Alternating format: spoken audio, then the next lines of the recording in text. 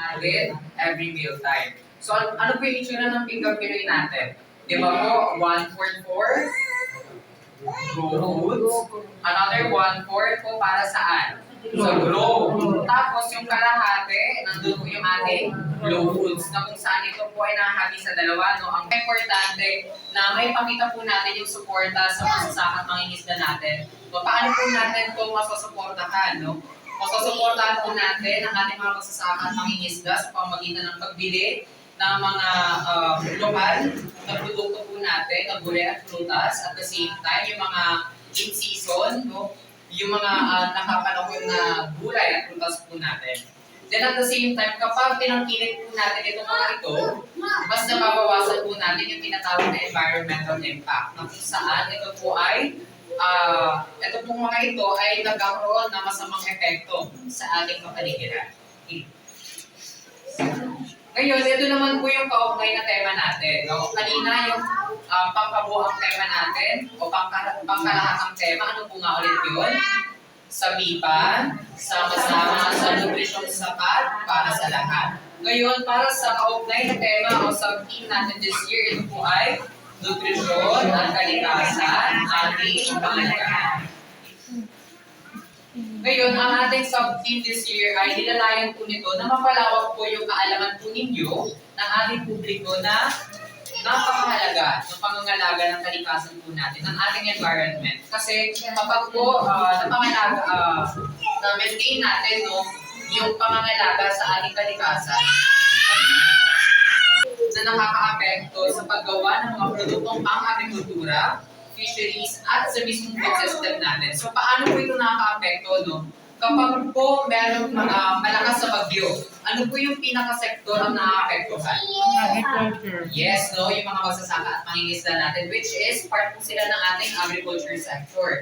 Ngayon, malalaman natin kung ano po yung connection po niya mamaya. Pero ito po yung mga halimbawa, no?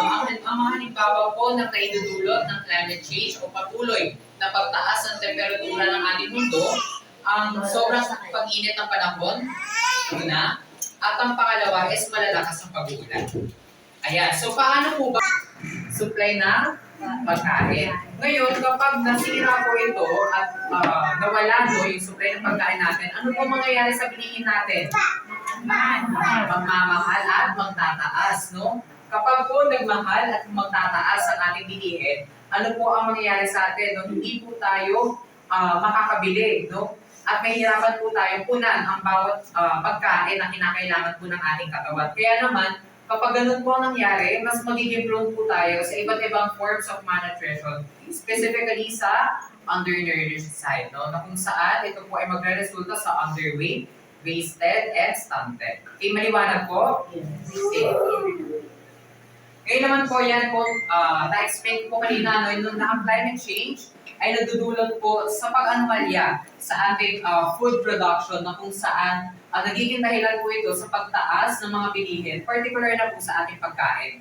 Kaya naman yung food insecurity naman po ay resulta kapag nangyari po na nagkaroon ng food insecurity no, about individual ay wala ng kakayahan na magkaroon ng sapat na supply ng pagkain. Ito po ay magre-resulta sa malnutrition. Okay, very good. Yeah, so ngayon naman, ano naman po yung connection ng food system sa climate change? Ngayon, napakadami no, ng mga terminologies natin today. Pero hoping po na naiintindihan niyo po, naiintindihan po so far? Yes. Okay, very good. Ngayon po, kung makikita po ninyo, ano po yung ginagawa ng character na ito? Parang nagawa po siya ng handog or ng longganisa. Ngayon, itong mga food factories po natin, sila po ay nagbubuga ng iba't ibang mga chemical, no? Iba't ibang mga chemical at the same time, mga makakapal na usok na nagpapalala ng climate change. Ngayon, kapag ganito po yung nangyari, mas tumataas po yung ating, yung temperatura ng ating mundo. Kaya naman, yan po yung nagiging reason kung bakit po nagkakaroon ng disruption when it comes to food system relating po doon sa ating climate change. Ngayon, para po mabawasan po yung mga ganitong pagkakataon, mas maganda po na tangkilikin po natin yung mga whole foods kung tawagin. O kapag po sinabi natin whole foods, ito po yung mga pagkain hindi kinakailangan ng mga proseso o makinarya para makain po natin. So, yung mga kadalasang gumagamit ko ng mga makinarya, ito po yung mga tinatawag ng mga processed food. Ngayon, ano po yung example ng processed food natin? Hotdog. Yes, yung mga hotdog, longganisa, yung mga nasa delata, lahat po ng pagkain na ginagamitan ng makinarya ay tinatawag po natin ng processed food. So, mas maganda po na supportahan po natin yung whole foods kasi ito po yung galing sa ating mga magsasaka at mangingisda po natin. So, maliwanag po yun? Yes, sir. Okay. Ngayon, maaari po kayong makatulong no, sa kalikasan sa pamamagitan ng simpleng pagtatanim ng mga gulay at prutas. So, sino po dito yung mga mayroong tanim sa kanilang mga tahanan? Taas po ninyo yung mga kamay po ninyo. Yan, very good, no? May mga iilan sa atin. No? Pero hoping no, na after this lecture, na magkaroon po tayo ng pagkakataon na magtanim po kayo sa inyong mga tahanan. Kahit po, hindi po sa bakuran po ninyo, kahit po sa simpleng pasok lamang, ay maaari po kayo makapagtanim ng mga gulay no, na pwede po natin maibigay. Okay. Ano po ba yung iba pang uri or paraan para po maisulong po natin yung tinatawag natin na sustainable environment? So, hindi lamang po ito sa simpleng pagtatanim lamang. So, meron po tayong tinatawag first no, na diversified crops. So, from the root word itself, diversity, sari-sari. So, ito po yung sari-sari pananim ay nakakatulong po na mapabuti yung seguridad ng, sa pagkain at maging ang kalusugan ng ating kalupaan. Next, no, meron po tayong tinatawag na rainwater harvesting.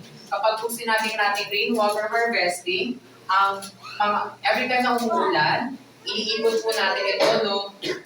Then, kapag ganun po yung nangyari, mas nakakatulong po tayo na sa pagtitipid ng tubig, no? Sa panahon na tagtuyot. So, sino po dito yung mga nag-iipon ng tubig ulan? Makakunti po, no? Pero ang ginagawa po natin kapag nag-iipon po tayo ng tubig ulan, no? Kami po sa bahay, nilalabas po namin yung aming mga batya. After po nun, itong mga naipon po namin ng tubig ulan, ginagamit po namin sa aming pakulan at the same time, ginagamit po namin sa aming CR. Napag-ubos po namin ng ating mga ano. So, yun po yung pwede po natin gamitin doon sa rainwater harvesting. No, magandang practice po yan para makatipid po tayo sa tubig po natin. Ngayon, meron din po tayong tinatawag na solar-powered irrigation. So, I think ito po ay applicable sa ating mga urban gardening dito sa ating barangay. No, napakamahal po kasi ng solar panel.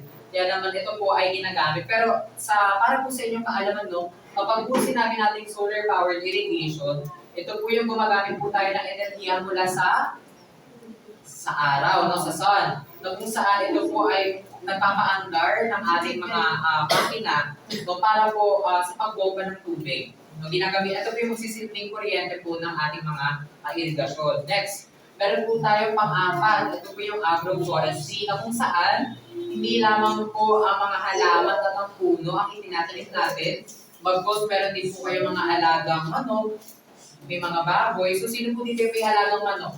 Sa kanilang bahay. Yan, so meron po ang iilan sa atin. No? So, yun po yung tinatawag natin ng agroforestry. Kasama po ng crops at ng plants is yung ating mga livestock na tinatawag. And lastly, yung sustainable fishing. So, meron po ba tayong palaisdaan dito sa Pangasinan? Wala, no? Pero since tayo po ay probinsiyudad, at meron pong nangingisda sa C6, no?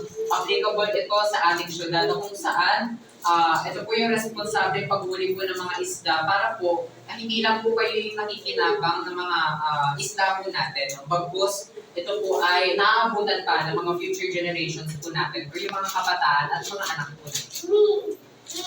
Okay. Next po, dito po tayo sa last portion ng ating lecture na kung saan ano po ba yung mga halagang mensahe, no? Aside po doon sa environment-centered natin na topic, ano pa po yung mga halagang mensahe po natin in relation with the nutrition. So meron po tayo mahalagang mensahe. First, no, kumain po ng mga pagkain sa tulong at gabay ng ating Pinggang Pinoy at 10 Commandments. So yung Pinggang Pinoy na natakan natin, ito po yung visual representation ng kung ano po yung dapat na kinakain po ninyo every meal time. Ngayon kapag po sinabi natin 10 Commandments, ito po yung 10 utos na kung saan kapag po ito yung sinunod natin, ay magkakaroon po tayo ng hindi lamang healthier diet, bagkus magkakaroon po tayo ng overall healthy lifestyle. So, mas mapapa-improve po natin yung overall health and well-being natin. So, ano po yung mga example po natin ito? No? Number 1, kumain po ng iba't ibang pagkain. So, ito po yung ating go, grow, and glow. Okay, number 2, sa unang 6 na buwan ni baby, breastfeeding lang po muna, no? Then, mula 6 months and beyond, bigyan na po natin siya ng mga angkop na pagkain or complementary feeding na tinatawag. Then number 3, kumain po ng gulay at prutas araw-araw. So lahat naman po kumakain ng gulay at prutas? Okay, very good. Okay, number 4, aside from that, no, kumain din po ng mga isda, karne, at iba pang pagkain may protina. Number 5, uminom po ng gatas at kumain ng mga pagkain mayaman sa calcium. So ano po yung mga example ng pagkain mayaman sa calcium? Diba, aside po sa gatas, may keso. Lahat po ng mga dairy products natin ay mayaman po sa calcium. Okay. Number 6, ilaging malinis at ligtas po ang inyong mga pagkain at tubig. Lalong-lalo na po sa tubig, no? Since napaka-prevalent po ng waterborne illness kung saan ito po ay nagkakos ng iba't ibang diarrhea, no, sa ating tiyan. Kaya naman napaka-importante na malinis po yung supply ng ating tubig. Okay, number 7, gumamit po ng iodized salt. Kaya naman isa po sa mga ibibigay po natin yan today, yung iodized salt. Ngayon, kapag gumamit po kayo ng iodized salt, ano po yung importance niya, no? Kapag gumamit po kayo ng iodized salt? Naiiwasan po natin yung goiter. Okay?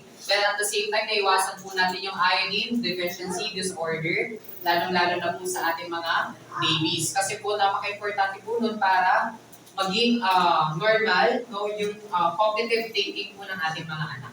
Okay, number 8, hinay-hinay po sa mga alat, mamantika, matatamis. So, lalong-lalo na po sa mga mommies natin na nandito, kung napaka-uso na po ng non-communicable diseases na kung saan. Ano po yung mga example ng NCDs natin?